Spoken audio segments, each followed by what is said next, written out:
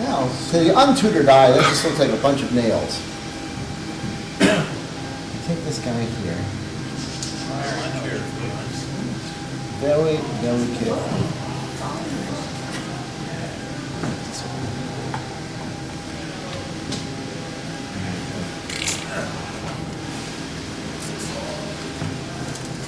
Then you do the both go overhead. Oh yeah.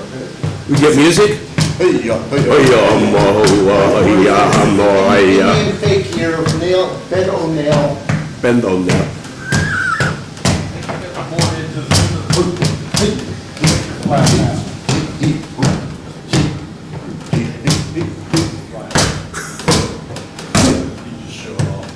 Looking like the Irish jig, is it?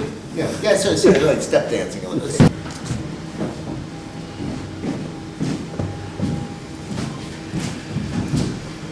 Any more ducks there? Oh, thank you, thank you. Funky mama duck. Where do you pick these ducks up? Got a crooked beak. Oh, right over there. 20% discount in the store. But they do actually have them over in the store, and it's not a 20% discount on those particular ones, they do have them over there.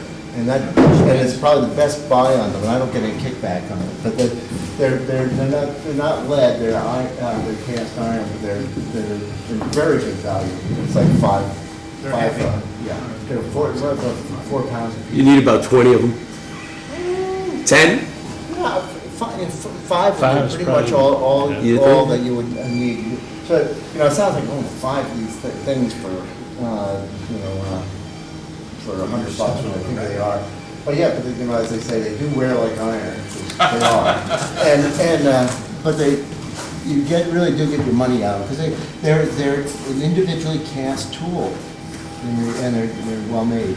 So anyway, gonna just line here and just. Somebody will find me in 2,000 years and wonder what the hell we were doing.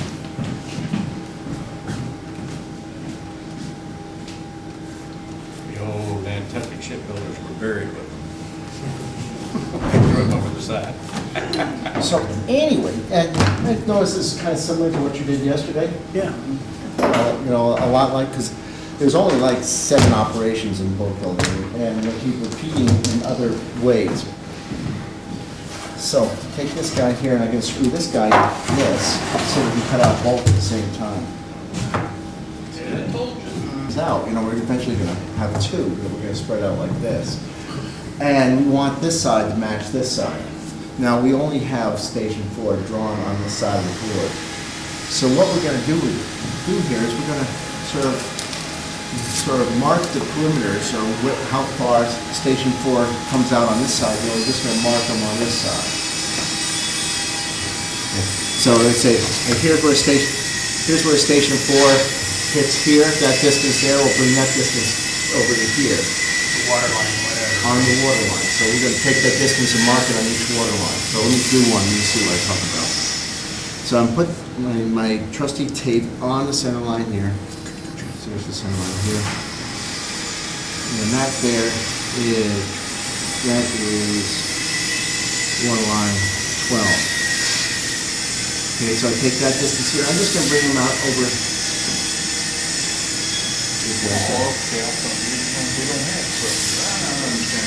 Okay, so let's see how it's going to act. So what that's going to give us how far we're going to spread this thing out. Okay. Gotcha. So that was 12. So here, do the same thing for water line 9. Take the width of water line 9 here. Here.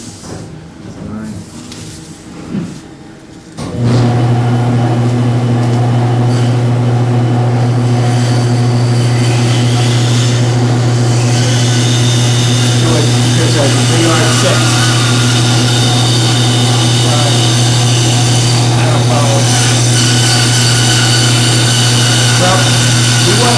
When we assemble this thing, we're going to be folding it out like a butterfly, making 2 of these together. Then we're going to separate them. You can put one side back on top of the drawn line. This side we don't have any drawn lines to go to. that gives you, so we match up the water line with the differences out here, for those two of the days, up there.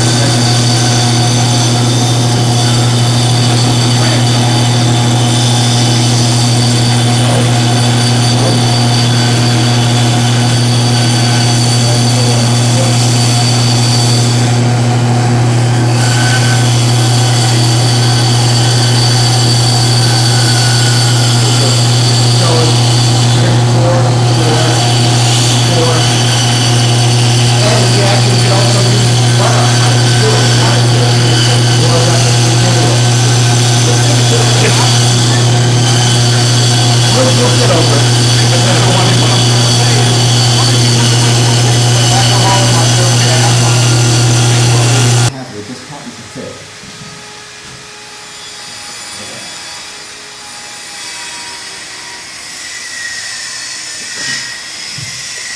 Kind of like that. The other way, or does it matter? No, there's your line. Oh, well, okay, I put them in from the other side, that's okay. So, here's your red line, here's your center line right here. And actually, a little overhang, let me just touch that with a block. And then put the nagels back down again.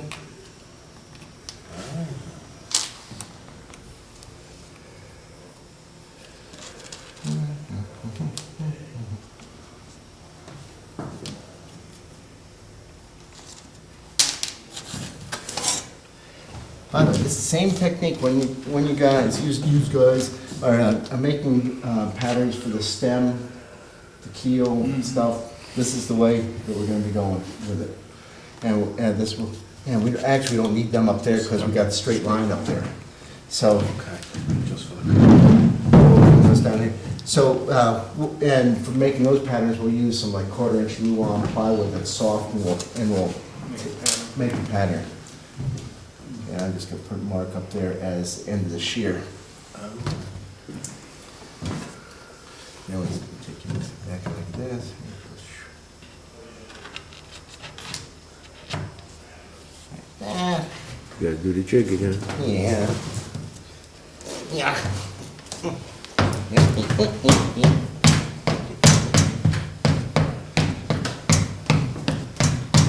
It has to. The same way that, you followed the lines yesterday with the battens. So, and notice that we're not using any of those number things. We're just using distances. Did you flip that on purpose? What's that? Both of them? Flip them? Screws holding them on the other side. Yeah. So the screws are holding them, I'm just holding that down here for a second until I can put this baby. So here's, put the little gusset on here. And let's see, where are these going? It would probably be a bad thing to cover up the brakes when you put the gusset on, is that correct? Here's, you mean, well, what, want to have the The gussets. screws that are holding the boards to the. Oh, yeah, you don't want to cover up the, well, you could, but it wouldn't be right. But it's also a good idea is have your gussets sitting in just a little bit. And you just need to mark the water lines? Yeah, I marked the water lines, I gotta mark a few more up here after I get this immobilized. Quit pushing you.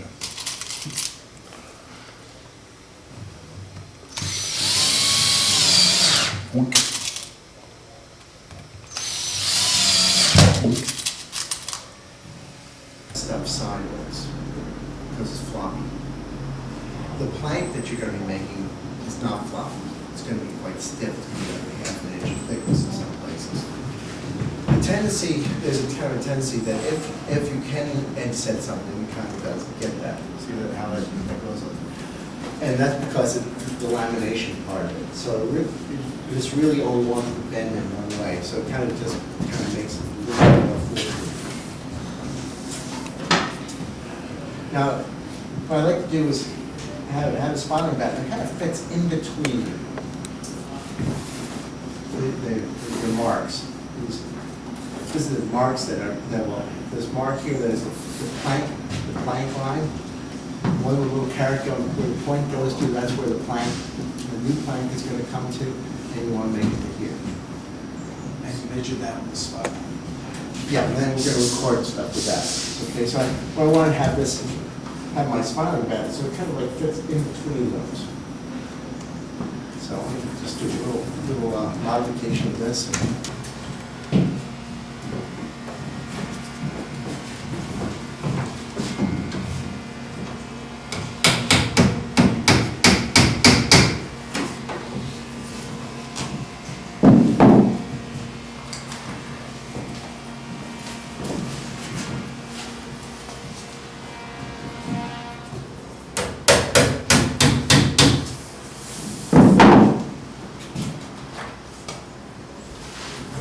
Your oil part is like this. Okay, now, the shapes of your plank.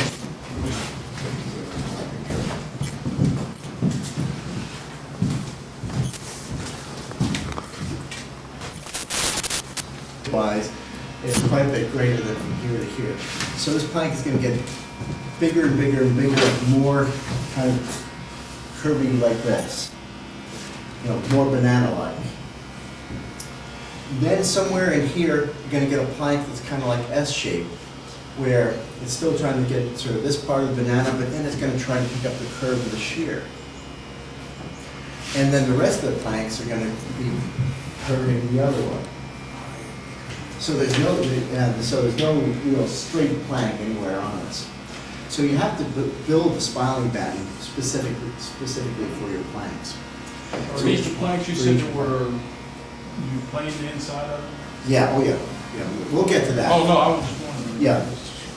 So one of the easiest way to build these is actually to build it right on the boat. You know, make a piece like this, make another piece here, glue a gusset patch to join this one here. Do another one to here and make a piece that fits into the bow. So you'll have maybe 3 or 4 joints that, you know, that allow you to come around. And it has to be narrower than those? Yes. Because you couldn't You're use over just the- one. you're over No, there. no, very unlikely. And this is not something you really can put together on the bench. Matter of fact, if you did it on the bench, you'd kind of be tempted to kind of after you went through all that trouble, to make it fit. If homemade